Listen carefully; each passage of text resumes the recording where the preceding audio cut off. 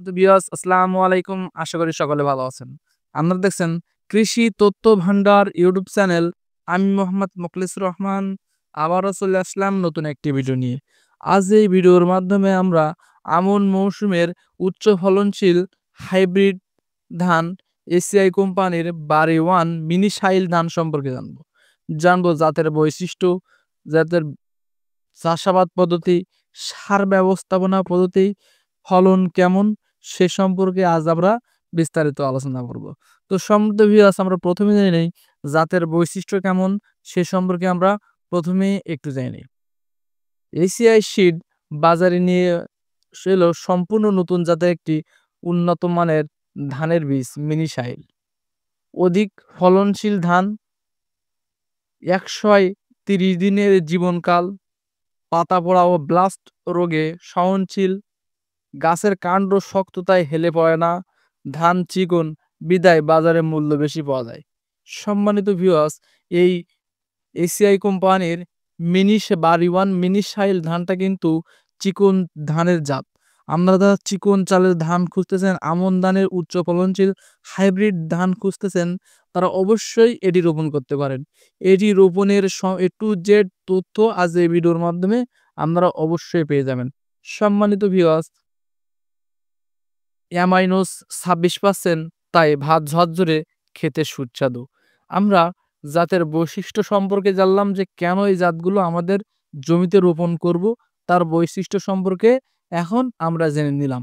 এখন জানবো যে এ জাতের চাষাবাদ পদ্ধতি ও সার ব্যবস্থাপনা পদ্ধতি সম্পর্কে আজ আমরা বিস্তারিত আলোচনা করব। সম্মানিত ভিউয়ার্স, এই এসিআই কোম্পানির বাড়ি ওয়ান মিনি শাইল ধান প্রতি গোছায় রোপণের সময় আমরা ২ থেকে ৩টি করে দিয়ে রোপণ করব। সারি থেকে সারির দূরত্ব হবে ১৫ থেকে ২০ সেন্টিমিটার।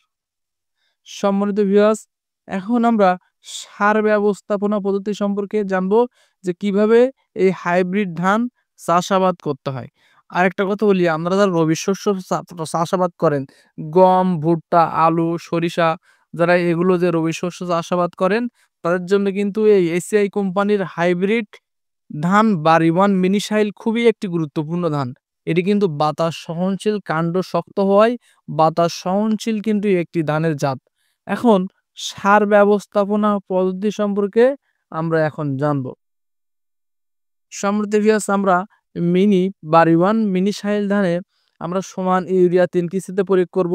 তবে আমরা প্রথমে জেনে নেই যে কি কি সার লাগবে, তার একটা তালিকা আমি প্রকাশ করব। এই তালিকাটা আপনারা ফলো করবেন।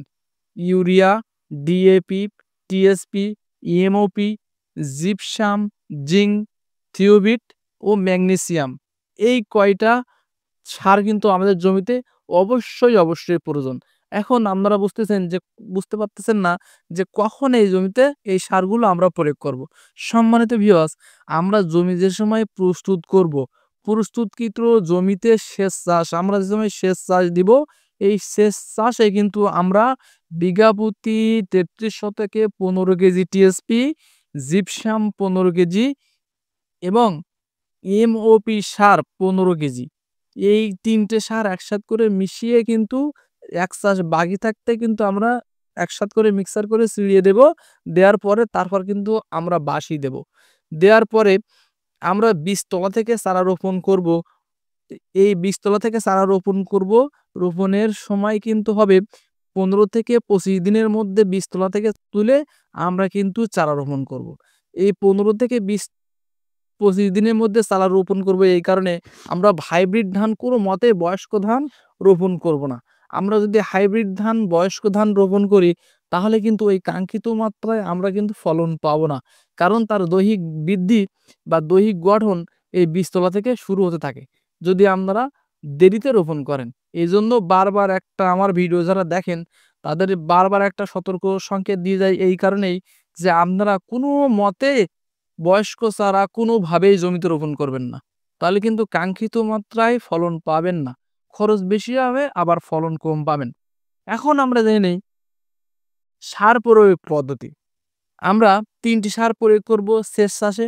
এখন প্রথম চাপান সার দিব কখন? রোপণের বয়স যে সময় 7 দিন, 5 থেকে 7 দিন বয়স, তখন আমরা মাত্র 10 কেজি ইউরিয়া সার আমরা জমিতে প্রয়োগ করব। 33 শতকে 10 কেজি সার আমরা জমিতে প্রয়োগ করব। এখন চাপান সার আমরা কিভাবে দেব? চাপান সারের একটা তালিকা আপনারা ডিসপ্লেতে দেখতে পাবেন। চাপান সারের তালিকাটা হলো এই, আমরা ইউরিয়া দেব 20 কেজি, ডিএপি দেব 10 কেজি, জিংক দেব 1.5 কেজি, ম্যাগনেসিয়াম দেব 3 কেজি, থিওবিট দেব 1 কেজি। এই সারগুলো একসাথ করে মিক্সারের মাধ্যমে আমরা কিন্তু চাপান সারটা প্রয়োগ করব রোপণের 15 থেকে 18 দিনের মধ্যে। 15 থেকে 18 দিনের মধ্যে বীজতলা থেকে চারা তুলে আমরা রোপণ করব। এই রোপণের 15 থেকে 18 দিনের মধ্যে কিন্তু আমরা চাপান সার প্রয়োগ করব। এই চাপান সার প্রয়োগের মাধ্যমে কিন্তু আমাদের কাঙ্ক্ষিত মাত্রায় ফলনটা কিন্তু নির্ভর করে এই চাপান সার প্রয়োগের মাধ্যমে। কেননা চাপান সারটা যদি ভালো না হয় তাহলে কিন্তু ধানের অধিক পরিমাণ কুশি বৃদ্ধি করা সম্ভব নয়। কুশি বা পাশকাঠি যেটাই আপনারা বলেন। যত বেশি পাশকাঠি বৃদ্ধি করতে পারবেন, যত বেশি কুশি বৃদ্ধি করতে পারবেন, তত কিন্তু ফলন বৃদ্ধি করা খুবই ভালো। তবে আমরা একটা কথা বলি, আমরা যে ধানটা ২ টা থেকে ৩ টা গোছায় রুইয়ে আসলেন, ওই ধানে কিন্তু ধান ভালো পাওয়া যায় না। যে কুশিটা বা পাশকাঠিটাতে আমরা ধান আশা করতেছেন যে বিঘা প্রতি ৩৩ শতকে বিঘা প্রতি যে ধানটা আপনারা আশা করতেছেন, ওই আশাটা পূরণ করবে কিন্তু ওই পাশকাঠি। অতীব জরুরি আমাদের পাশকাঠি বৃদ্ধি করা, তাই অতীব জরুরি। এজন্য আমাদের এই সময় এই চাপানটা এইভাবে প্রয়োগ করতে হবে বাড়িওয়ান মিনিশাইল এসিআই কোম্পানির হাইব্রিড ধানের ক্ষেত্রে। এখন আমরা ৩য় চাপান কখন দিব? জমি রোপণের কাইস্থল আসবে যে সময়, জমিতে যে সময় কাইস্থল আসবে তার ১ সপ্তাহ বা ৩ দিন আগে আমরা ১ বিঘা জমিতে ইউরিয়া দিব ১০ কেজি, এমওপি দিব ১০ কেজি। দিয়ে আমরা সারের কোটা অবশ্যই শেষ করব। এখন আমরা জানবো যে বাড়িওয়ান মিনি সাইলের ফলন কেমন? সম্মানিত ভিউয়ার্স, আমরা প্রতি হেক্টরে ৬ টন পর্যন্ত ফলন। তবে উপযুক্ত পরিবেশ পেলে ৬.৫ টনও ফলন দিতে সক্ষম এই বাড়িওয়ান মিনি সাইল ধান। সম্মানিত ভিউয়ার্স, উপযুক্ত পরিবেশটা কি? এই আমি যেভাবে বললাম ঠিক সেই স্টাইলে যদি আপনারা ধান চাষাবাদ করেন, তাহলে কিন্তু আমরা উপযুক্ত পরিবেশটা আসলে হলো এই, এবং এই উপযুক্ত পরিবেশ সৃষ্টি করার মাধ্যমে অধিক পরিমাণ ফলন বৃদ্ধি করা সম্ভব।